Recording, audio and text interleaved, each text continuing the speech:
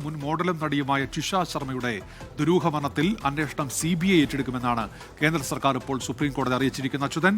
ആ വാർത്തയുടെ വിശദാംശങ്ങൾ കൂടി.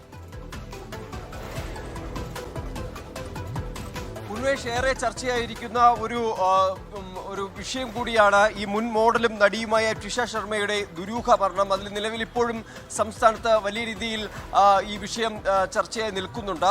ഇന്നലെയാണ് രണ്ടാമതും ജിഷ ശർമ്മയുടെ മൃതദേഹം പോസ്റ്റ്മോർട്ടം ചെയ്ത ശേഷം അത് സംസ്കരിച്ചത്.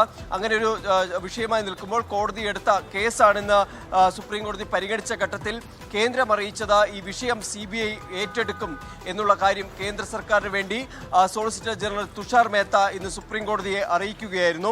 അതിനായിട്ടുള്ള നടപടികൾ അതിപ്പോൾ തുടരുകയാണ്. ഉടൻ തന്നെ CBI കേസ് ഏറ്റെടുക്കുമെന്ന് അറിയിച്ചു.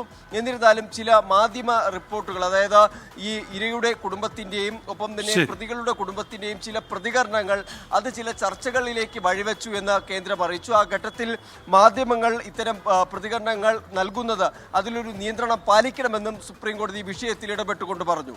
ശരി, ആർ അച്യുതനാണ് വിശദാംശങ്ങൾ നൽകിയത്.